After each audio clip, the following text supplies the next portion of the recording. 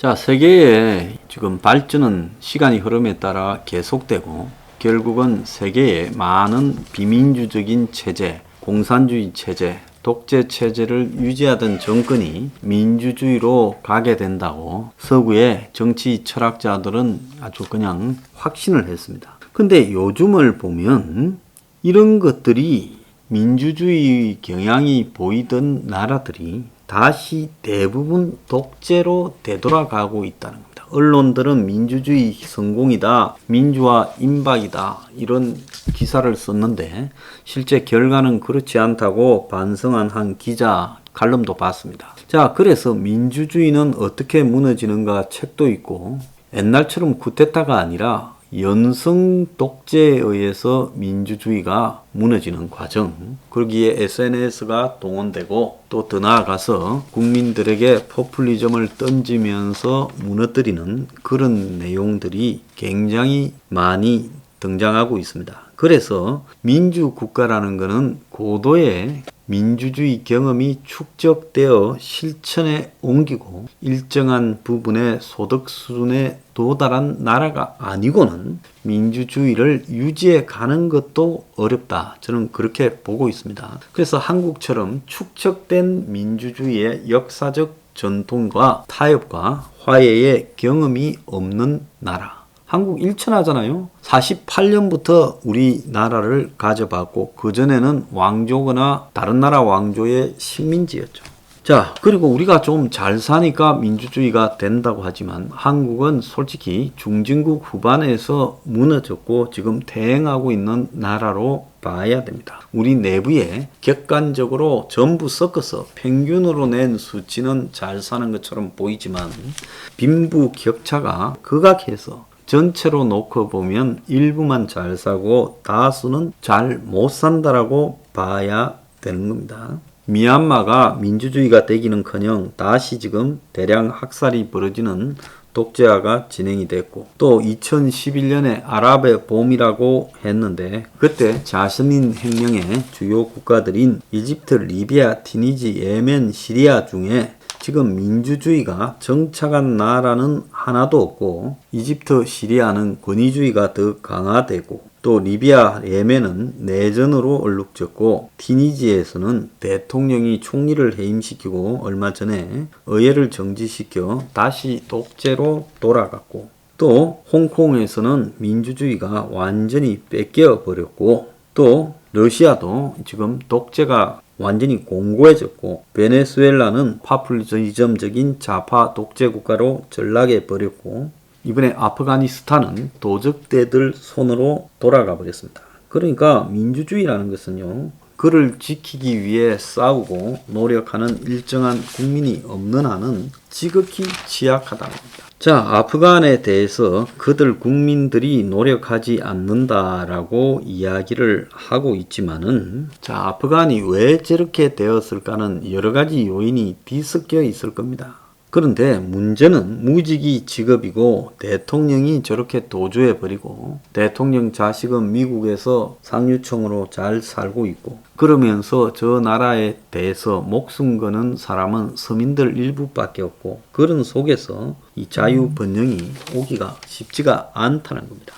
자, 그러다 보니 하늘은 스스로 돕는 자를 돕는다. 국제세계는 냉혹하다. 각자 도생의 배수진을 천다. 해야 된다. 바이든이 아프간과 한국은 다르다 말했지만은 언제까지 미국을 쳐다보고 있을 수 없다. 그래서 한국은 이 자주국방을 해야 된다. 이렇게 말하는 사람들이 있어요. 미안하지만은 한국의 자주국방은 제가 아까 3부에서도 이야기했듯이 불가능합니다. 한국에 핵을 허락해주면 자주국방이 되겠지만 한국에 핵이 없는 한은 자주국방이 불가능하고 특히 한국은 자주국방을 흉내내는 것조차도 이제 어려워진 나라가 되어버렸다. 그건 왜 그러냐? 한국의 친북 좌파 세력이 진보 좌파라는 이름으로 30% 이상을 점유해 있고 또 그 속에서 중도 진영의 1, 20%를 더 컨트롤하면서 집권을 끌어가려고 하는데 한국의 자주국방이 되겠습니까? 안 되죠. 자, 이렇게 되면 이제 우리가 우리 수준을 좀 냉정하게 봐야 될 것 아니냐. 저는 그렇게 봅니다. 오늘 아침에 동아일보 칼럼에 보면요. 이번에 충북 지역에 간첩단이 잡히기 전에 6월 23일 날 한 두어 달 전에 박지원이 실정법에 따라 간첩을 잡는 게 국정원의 일이다. 국정원이 유관기관과 공조해서 간첩을 잡지 않으면 국민이 용인하겠는가? 너무나 당연한 말을 새삼스럽게 해서 왜 그러는가 했는데 이번에 자주통일 충북 동지의 사건이라는 것을 몇 년 전부터 붙들고 있으면서 이걸 갖다가 슬슬 김을 빼고 갖고 오다가 이번에 이제 터뜨리면서 어쩔 수 없이 이제 이런 이야기를 밖에 쓱 흘려가지고 간첩을 잡는 부분에 대해서 박지원이 지금 정권을 의식한 거겠죠.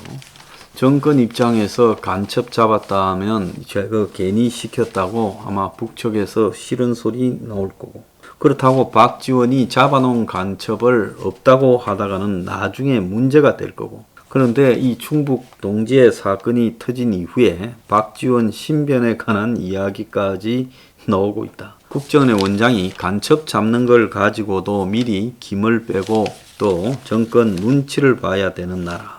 자, 얼마 전에 루마니아가 시한이 다 돼가는 모더나 백신 45만 회분을 기부한다라는 이야기를 했는데 외교부는 무상 제공이 아니라 우리가 나중에 또 새 백신 들어오면 갚아야 되는 스와프다. 자, 그렇게 이야기를 했는데 너무 좀 구차스러워서 좀 거시기 했다라고 말을 합니다.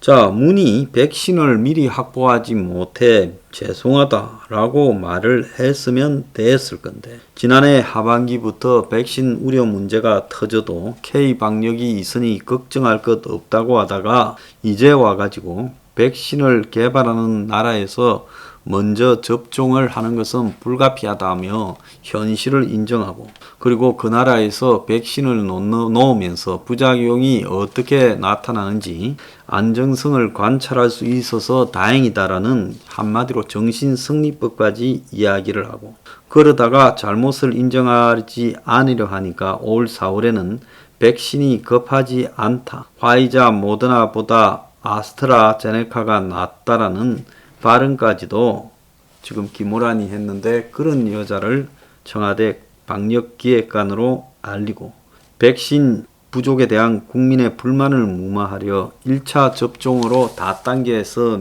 마치다 보니 2차 접종 분량이 부족해지고 시간이 늘어져서 효과도 의심되고 2차 접종 완료가 OECD 꼴찌가 돼버렸고, 그럼에도 10월 말까지 1, 2차 70% 접종 완료하겠다고 희망 고문을 하고 있습니다. 자, 백신 수급을 잘못 판단해서 못했다는 문의 이런 사과는 회피하고 총리 장관이 대타로 사과하고, 이게 부동산 문제하고 너무 같다는 거예요. 지금 일반 국민들은 4인이 접종받은 사람은 카페에 허용이 되는데 집에는 허용이 안 된다. 부모가 자녀가 접종 끝낸 부모 집에 법적으로 못 가게 돼 있다. 그래서 식당보다 집이 더 위험한가라는 이야기까지 나오고, 저녁 식당 술집의 손님은 대부분 3040인데 거기는 접종 완료가 적는데 시간은 9시로 당겨버리고, 그러면 이게 도대체 무슨 의미가 있겠느냐. 손님이 늘 가능성이 거의 없다라는 겁니다. 그래서 돈 몇 푼 나눠주고 그 대가로 투덜거리지 말고, 또 방역 더 강하니까 입 좀 다물어라. 그리고 바짝 좋아서 조금만 줄면 우리가 위드 코로나라고 너네들 장사할 수 있게 해줄게, 이렇게 말을 합니다. 자, 그런데 지금 언론중재법이 국회 통과됐어요. 그래서 이제 본회의에서 25일 날 가결되면 확정이 된다는 겁니다. 자, 4년 4개월 문재인 정권 치하 동안에 언론이 말도 안 되는 문재인 말을 국민에게 전달했고 오도했어요. 그러다 보니 부동산 문제 같은 데 대해서 언론이 지금 제대로 보도하지도 않았습니다. 자, 그래서 이 정부의 거짓말과 허풍, 뻥을 사실이냐 신문 방송이 보도했다면 언론도 엄청난 방송문을 써야 되죠. 그러면 언론이 문가리의 사기를 진실인 양 보도했으니까 국민들이 언론을 상대로 이 징벌법을 따라서 손해배상을 청구해야 되지 않겠어요? 그러면 국민이 언론에다 손해배상을 하고 언론은 대통령과 장관에게 해야 되지 않겠어요? 자, 그래서 문이 코로나에 대해서 끝없이 거짓말을 하고 백신 제조사 최고 경영자와 4천만 명분의 백신을 확보했다고 하고 문의 사진을 대문짝만하게 보도를 했죠. 그런데 그게 백신이 계약 내용에 올해 안에 들어오면 되는 거고 언제까지 몇 개 준다는 말도 없어가 지금 백신 접종의 차질을 빚었다면 청와대의 사과문은 문의 얼굴 사진보다도 더 크게 신문에 실려야 되고 더 두세 배의 시간만큼 청와대가 왜 이런 잘못된 쇼를 했는가에 대해 반성문도 실려야 되지 않겠습니까? 자, 언론이 지금까지 했던 것처럼 엄청나게 반복적으로 정권의 말을 그대로 소개하고 이렇게 국민들을 속이는데 일조했는데 이런 부분을 가지고 보복 수사를 당한 적은 없어요. 그리고 처벌받은 적도 없어요. 언론이 악의적으로 허위 보도를 정권을 위해서 반복적으로 해서 국민의 정치적인 의사결정을 왜곡시켰다는 겁니다. 자, 이렇게 했는데도 불구하고 이 부분에 대해서 현 시점에서 문의 부동산이나 코로나 부분, 백신 부분에 대해 대표적으로 그걸 갖다가 반성을 한 언론이 하나도 없어요. 그리고 정권도 반성하지 않습니다. 그러니까 지들을 위해서 온갖 거짓을 전파하는 도구로서 언론 역할만 강조하는, 우리를 위한 거짓말은 괜찮다. 그런데 우리에 대한 진실을 국민들에게 말해서는 안 된다라고 말을 해요. 나라가 거의 망가졌고 이 나라가 포퓰리즘 덩어리로 굴러가는데도 지금 이 정권은 언론에게 계속 우리를 위한 거짓말을 해다.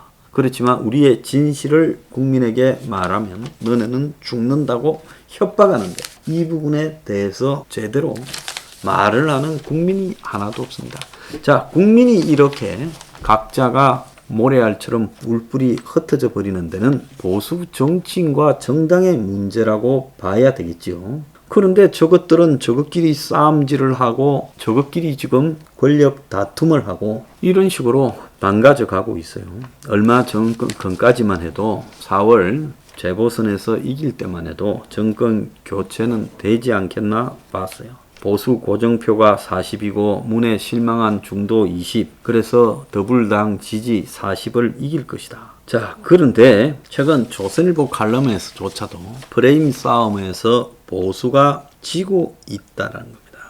좌파에 등장한 이재명이나 이낙연은 끊임없이 약한 자를 돕는다라는 내용을 가지고 사기를 치고 있어요. 그런데 저 보수 똥당에서 벌어지고 있는 내용은 뭡니까? 주택 문제부터 경제 문제까지 포함해 가지고 강한 자 그리고 기득권자들이 살아남는 공정한 시장을 만들겠다. 이렇게 말을 하고 있어요. 원래 공정하지 않았는데 그걸 또 더 공정하지 않겠다고 사실상 말하고 있어요.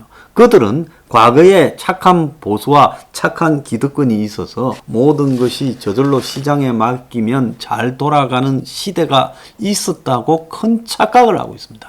성장을 했기 때문에 그 성장의 이면에 수많은 부작용들이 가리워졌지. 그때도 한국의 민주주의와 자본주의는 굉장히 왜곡돼 있었죠. 자, 그랬는데 이제 성장을 멈춘 단계에서 성장 때문에 가려졌던 수많은 이 문제들, 자본주의의 문제들, 민주주의의 문제들, 기득권의 문제들, 수구 꼴통의 문제들이 터져 나오는데 이 속에서 다시 과거에 팔았던 물건을 똑같이 팔고 있다는 거예요.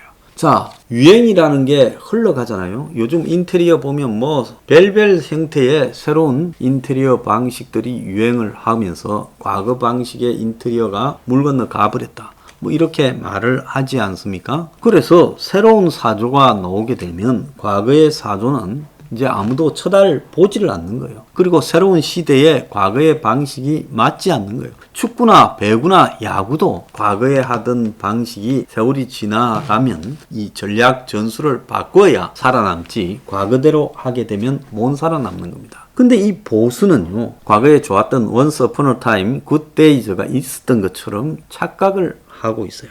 그런 시절은 한 번도 없었다는 겁니다. 다만 성장이 그런 부작용과 비리 문제들을 감추고 있었다. 이제는 성장이 멈췄기 때문에 과거식으로는 돌아갈 수가 없다라는 것을 인정하지 않고요. 그냥 무식하게 내가 검찰총장을 했으니까, 내가 지난 대선 후보였으니까, 내가 감사원장을 했으니까, 내가 말하는 데 대해 국민들이 공감을 할 거다. 그리고 내 주변에 있는 교수니 연구원이면 그 사람들이 옳다. 미안한 이야기지만 그 교수원 연구원들도 시대에 따라 수명이 다한 거랍니다. 좌파들처럼 복지를 던져주겠다, 기본 뭐를 해주겠다, 돈을 주겠다 이런 데는 정책이 필요 없어요. 원래 사기꾼은 시류에 관계없이 사기꾼의 본질은 대체로 일정합니다. 사기치는 데는요, 100년 전의 사기술과 지금의 사기술이 크게 차이가 나지 않습니다. 그렇지만은 이 보수의 가치라는 것은 100년 전 이야기를 지금 하다가는 한 표도 못 얻습니다.